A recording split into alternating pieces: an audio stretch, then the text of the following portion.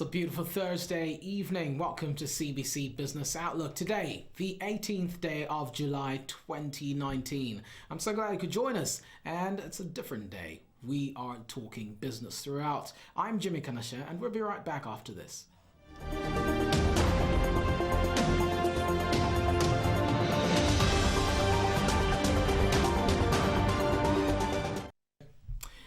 This is CBC Business Outlook. We get straight to business now, as at Wednesday's briefing by the new Minister of Finance, Dr. Wale Ngandu, a number of issues actually were raised by the audience in their congratulatory remarks, which necessitated his response. Take a listen to part of his response. So we hope that once that comprehensive work is done, we'll be able to have a clear view of what the impact of that this taxation regime has been. But I need to correct what I think is a misunderstanding. The link between lower copper production and the tax regime is not the correct link. In fact, what has contributed to lower copper production has been one, the low rate of copper, which a number of mining companies seem to invest with right now, and also the lower than expected prices. As you know, when the price is lower than expected, the mining companies do not generate as much as they should. So we can't really tie mining challenges to the fiscal regime. However, we will be making, as I said, the review during this in preparation for the 2020 process, and hopefully we'll be able to put in place an effective regime. Comments from Albert from the World Bank are very welcome. I was given a very specific task by the President. He said, go and stabilize the economy. Now, we all know that the challenges that at the root of any stability here will obviously be the fiscal challenges that we are also talking about. So clearly, my responsibility is to ensure that we do tackle these fiscal challenges in earnest. We need, as you said, to consolidate the fiscal space. We need to obviously formulate a budget that is credible, because there's no point in having a budget that doesn't do what it says it should do. So, as the task, as the tax review committee does this work, they will pay specific attention to the aspect of credibility. Is this budget credible? Are the revenue projections realistic or not? Are the expenditure projections realistic or not? So I hope that that process will give us a more meaningful budget going forward. The issue of identifying which projects are 80% done or not done, we try as much as possible to be transparent about it. But let me be honest here. To some extent, it is a matter of opinion whether a particular project is 75% done or 1% done or 1% done. So there is that aspect, and I think if you get two different values, you'll probably get a slightly different response. But from what we have, there are about 275 projects which are valued at 7.65 billion budget, which we think fall within that premise. So far, 4.7 billion has already been discussed. So we have an idea of what these projects are, and we will try as much as possible to ensure that what we say we will do will actually end up being. Now, in terms of sustainable resource mobilization, that's obviously an important aspect. You can't just concentrate on one side of the equation. Let us, for example, look at expenditure. You also have to look at how do you improve your revenue measures. And I did speak about non-tax revenue measures that we are looking at, which we hope that if we follow judiciously, we should be able to come up with some meaningful contribution to the overall revenue side of things. I've spoken about the problems, the challenges that we have in tax compliance, and I'm sure the Commissioner General has very clear specific ideas about how we can improve tax compliance. Obviously, the challenge in tax compliance is the issue of whether the amount of resources you spend in enforcing compliance give you more than what you're spending. So that is obviously what the challenge is. But I agree with you that there is a need for sustainable resource mobilization measures, and we're examining this, and we will ensure that at the right time we can implement it.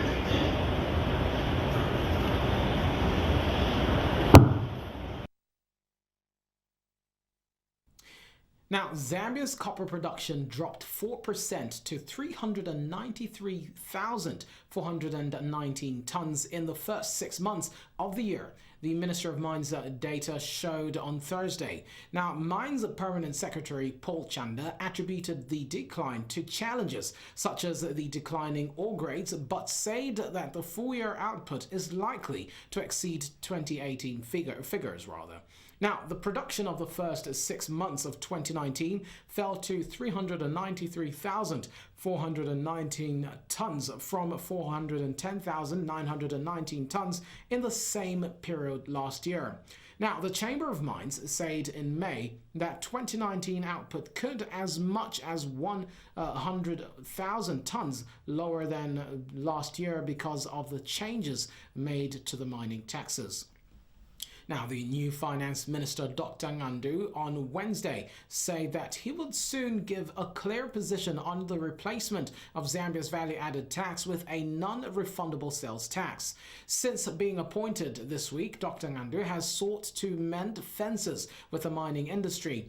The proposed tax is a sore point between the government and mining companies. This is CBC Business Outlook. Today we have a guest and we'll be talking about stocks as well on the stock market. Stay tuned.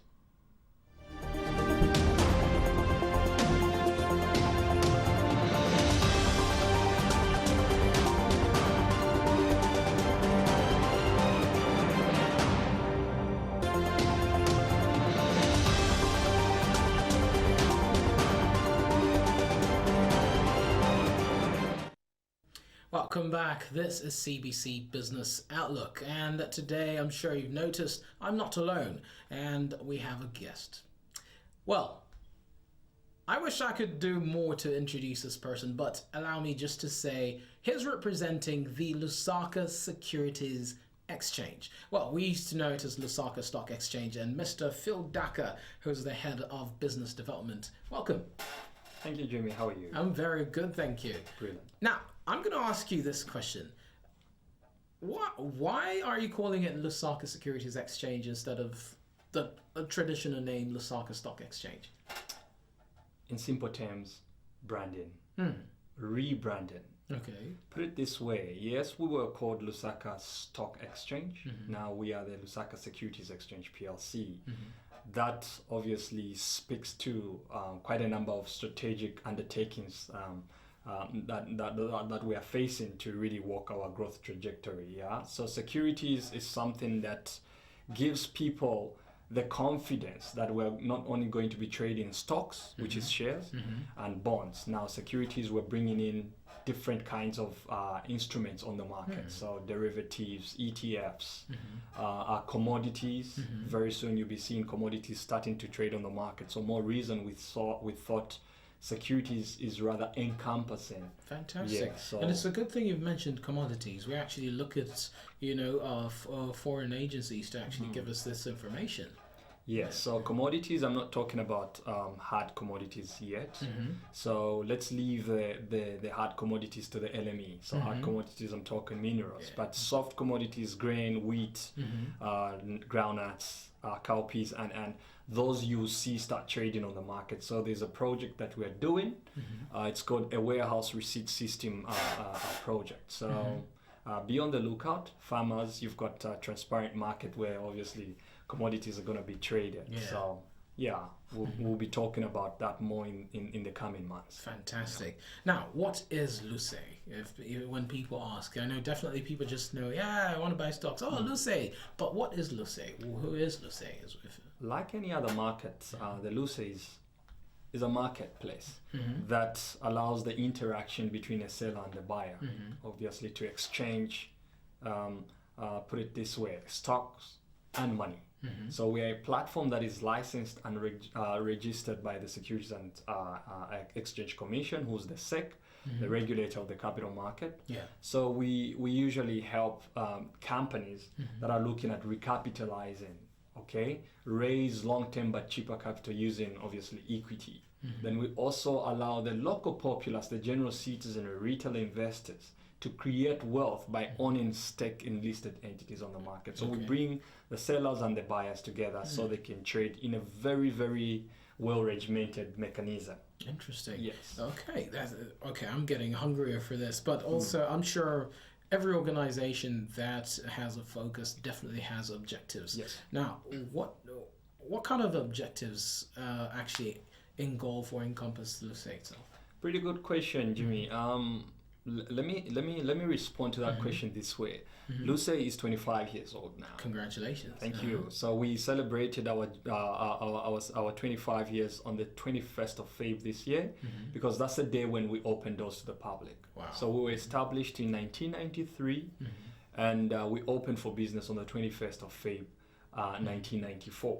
Okay. Now, what are some of the objectives that we carry in our mandate? So one of the reasons why Luse was established was to empower the local citizenry via wider ownership of shares in listed corporations, to reduce or control a government's, lack of a better term, control in parastatals. Okay, so what are we doing? We are trying to help state-owned entities privatize so that they can obviously generate income and pay back to the government, contribute to the treasury, control 99, because they are probably operating at a certain level. So that was one of the objectives. The second objective was to bring in foreign direct investments. So definitely FDIs, we're doing that because this is a market that has got no restrictions in terms of who participates and who plays on this market. So we have foreigners playing on this market, yes, in a prescribed mechanism, which I'll highlight. And then the objective number 4 definitely was to give people outside there some sort of a gauge, a barometer to economic activity. So if somebody wants to bring in their monies in this country, they would want to go, how is the stock market in this jurisdiction participating or performing? Then based on the numbers, if they're informing enough, they bring their monies into the country. Wonderful. Yeah. Wonderful. So now you've mentioned the issue of parastatals and other organizations. Before I ask you how organizations can enlist, how are you involving, the public? Are they is the public making use of Luse? How much information are they gaining from it? The clever way of responding to that question is simply yes. Okay. Yes, in the sense that, look, we're now 25 years. If people were not really seeing the significance of having a stock market, would have closed like at 2 years or 3 years from inception. How are we reaching out? We're reaching out in so many ways. One of the best ways is CBC calls us to come and obviously highlight what we do at the Luse. This is one way of us taking information to the people. 2, we got foot traffic. People come to our offices. Also, they ask about obviously how they can participate in buying shares. Then we've got publications. Yes. We are in newspapers. We do newspaper articles in the Daily Mail, in the Times of Zambia.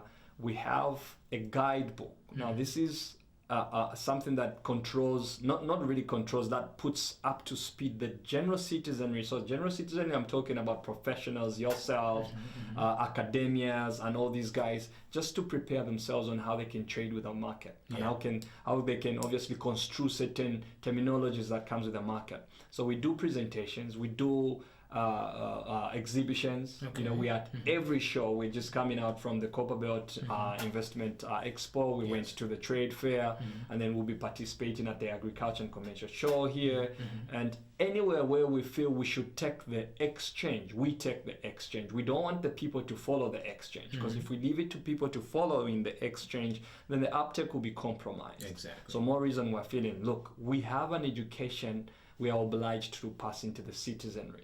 And for us to really make the mark and live up to our core mandate, we need to be out there. So those are some of the things that we are doing. We've got a very functional website as well. You can catch us on Twitter, we're on Facebook. So there's quite a lot of things that we're doing. Look, this is a country of 17 plus million people. Indeed, yes. And the Luse is pretty much domiciled in Lusaka. Staff complement, maybe 20, 25 people. We can't go to all the 10 provinces at one time. So we're doing this gradually. With the help of experts like yourselves, we're going to be a house brand name. Yeah. Fantastic. But how's been the response so far from the general public? The response has been very good, because what we're doing, one, we're not just selling the Luse being a platform for capital raise, the Luse being a platform for wealth creation. There are certain things that we're doing, and they dovetail into the some of the activities embedded in the 7th National Development Plan. Yes. So the plan is talking about poverty alleviation, it's talking about industrialization and job creation. So in the name of job creation, there are certain strategies that the Luse has brought about. For your own information and viewers' information, there's a market we're calling Luse Alternative Investment Market. Now, this is a market that we have gracefully designed for small to mid-sized enterprises that are looking for growth capital, but using the equity mechanism. Okay. As opposed to going to banks, MFIs, and getting loans, you can come to the market with obviously some portion of equity in exchange of capital injection. So we are preaching, and the reception is pretty good. Wow. We're not just ending at preaching, we're also going into obviously advisory and prepping these companies to making them investable, because the monies is not coming locally. The monies can also come outside Zambia. So we need to be of a certain caliber if we have to attract both foreign and local investments. That is Then interesting. individuals, we have like a plethora of testimonials. People can come here and speak about how they've created wealth on the market. Okay. And it's pretty much a good thing that we are here, and I know that dissemination is getting stronger. Interesting. Interesting. I know you, I wish I could ask you a whole lot of questions, but also earlier on you mentioned a few publications you're actually working on. Yes. Probably in a few minutes, my director's already pushing me to wind up. Tell us a bit more about your publication. And I'm a layman out there. I just hear, Luse stocks, it's Nivabandalama, Yes. How does that help me as somebody who doesn't know much about it?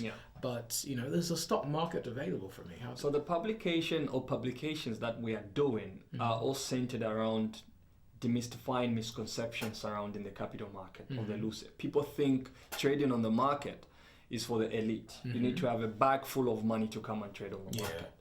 I can tell you that you can trade on the market with as little as 500 kwacha. Wow. So it's that forgiving a figure, because we want to make each and every citizen participate on the market. So you asked about the articles and the publications. These publications are prepping these guys. They need to understand when to buy, when not to buy, when to sell and when not to buy. We need to obviously give them cautionary issues, because inherently any sort of investment is risky. So they need to trade carefully, and they need to make sure that they channel all their trades through professionals like the brokers that are registered and licensed by the Securities and Exchange Commission. Yeah. Wow. Okay. Now, I wish I could have you on for much longer, Phil, but at this point, we're behind time. But thank you so much. We hope to have you again next week. Thank you so much for having me. Definitely. That's what we had for you, and that was on this interview. But do expect to see Phil a lot more talking about the stock market and how to trade in stock, and a whole lot more at the Lusaka Securities Exchange. We'll be right back with more in Capital Market after this.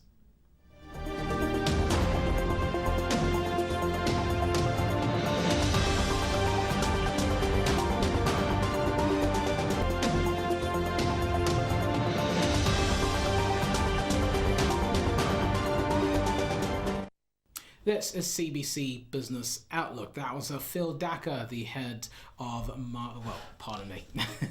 the head definitely of business development at the Lusaka Securities Exchange, not Lusaka Stock Exchange anymore. But we get straight to capital market, courtesy of Luse, where in 9 trades recorded today, 9,405 shares were transacted, yielding a market turnover of 24,812 kwacha, and a share price loss of 3 kwacha 49 ingwe was recorded in AELZ, and trading activity was also recorded in CEC, Puma and SCBL respectively.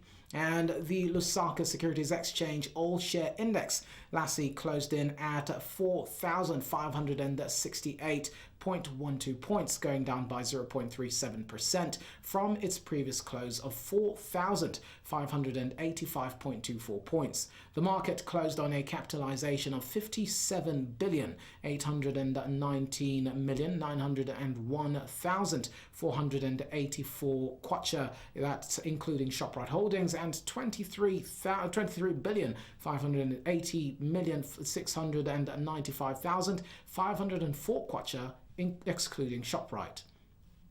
We move on to the most active rates on the chart so far, where AELZ, after losing by 3 kwacha 49 ingwe, actually saw itself trade at 20 kwacha per share. CEC actually traded at 1 kwacha 38 ingwe, Puma at 99 ingwe, and SCBL at 1 kwacha 8 ingwe, without either seeing a change.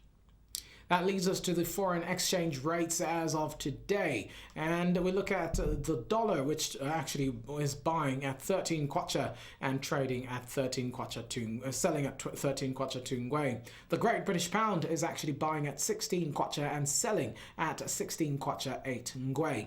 The euro is buying at 14 kwacha 18 ngwe and selling at 14 kwacha 15 ngwe. And the South African rand, under the code ZAR, is buying at 19 ngwe and selling at 92 ngwe respectively. Moving on to the commodity prices as compiled by Bloomberg News, where copper prices on the London Metal Exchange, LME, traded at $5,980 per ton after seeing itself move in the negative trajectory by 0.53% from the previous trading day's price. Crude oil through the Brent market was traded at $63.59 per barrel, going down by 0.11%. And gold through the commodity exchange market, COMEX, was actually traded in at $1,419.40 an ounce, going down by 0.27% from its previous trading day's price. Well, that's our hat for you on CBC Business Outlook. Be sure to join us at tomorrow, same time, same place, 18:30 to 19 hours. Coming up next is CBC News Tonight.